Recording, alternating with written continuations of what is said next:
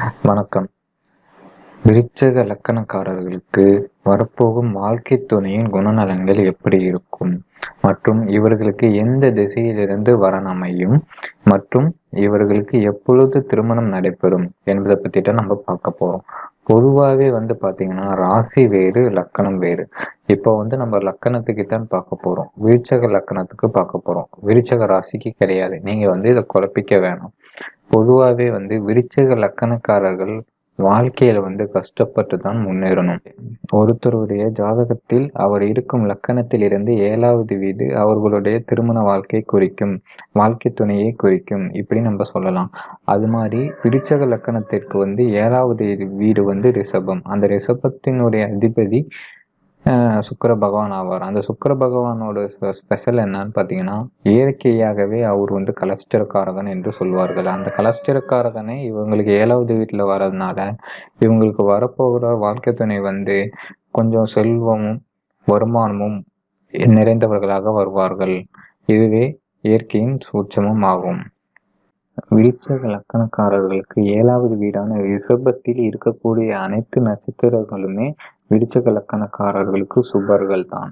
அதாவது அவர்களுக்கு நன்மையை மட்டுமே செய்வார்கள். அதன் அடிப்படையில் பார்க்கும்போது விருச்சிக லக்கணக்காரர்களுக்கு வரப்போகும் வாழ்க்கை துணை நல்லதையே செய்வாங்க, நல்லதையே நினைப்பாங்க, நல்லதன் மூலமாகவே உங்களை ஜெயிக்க வைப்பாங்க. விருச்சிக லக்கணக்காரர்கள் பெரும்பாலானோர் சொந்தத்திலேயே தான் கல்யாணம் பண்ணிக்குவாங்க. அத்தை பொண்ணு, மாமா பொண்ணு, இந்த மாதிரி தான் கல்யாணம் பண்ணிக்குவாங்க. விருச்சிக லக்கணக்காரர்களுக்கு முதல் குழந்தை பெண் குழந்தையாக பிறந்துவிட்டால் மிகவும் சிறப்பு, அதிர்ஷ்டத்தின் கதவே திறந்த மாதிரி. இவங்களோட வாழ்க்கை 2ஆ பிரிச்சுக்கலாம். திருமணத்திற்கு முன்பும் திருமணத்திற்கு பின்பும் அப்படின்னு சொல்லி 2ஆ பிரிச்சுக்கலாம். திருமணத்திற்கு பின்பு இவர்களுக்கு அமையும் வாழ்க்கை வேற மாதிரி இருக்கும். ஒரு நல்ல வாழ்க்கை அமையும். இவங்களுக்கு ஒரு குறிப்பிட்ட காலம் ரொம்ப கஷ்டமான காலங்கள் வரும். அந்த காலங்களில் வாழ்க்கை துணையை விவாகரத்து செய்து விடலாமா என்று கூட எண்ணம் வரும். இல்லை என்றால் வாழ்க்கை துணையை பிரிந்து வாழும் காலங்களும் வரும். அந்த காலங்களை கடந்து சென்று விட்டால் இவர்களுக்கு சிறப்பான வாழ்க்கை அமையும். மேலும் இந்த விருச்சிக லக்கணத்தில் பிறந்தவர்கள் வரக்கூடிய வாழ்க்கை துணை கிழக்கு மற்றும் தெற்கு திசையிலிருந்து வருவார்கள்.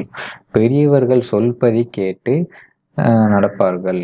அதே மாதிரி இவங்க எந்த ஒரு செயலை செய்தாலும் உறவினர்கள், நண்பர்கள், பெரியவர்கள் அனைவரிடமும் கலந்து உரையாடிய பின்பே அந்த செயலை செய்வார்கள். இவர்கள் விட்டு கொடுத்து செல்லக்கூடிய குணநலன்களை பெற்றிருப்பார்கள். பொருளாதாரத்தில் மிகப்பெரிய நல்ல லாபம் என்பது விருச்சிக லக்கணத்திற்கு திருமணத்திற்கு பின்பே கிடைக்கும். திருமணம் தடைப்பட்டால் சிவபெருமானை வணங்குவது நல்லது.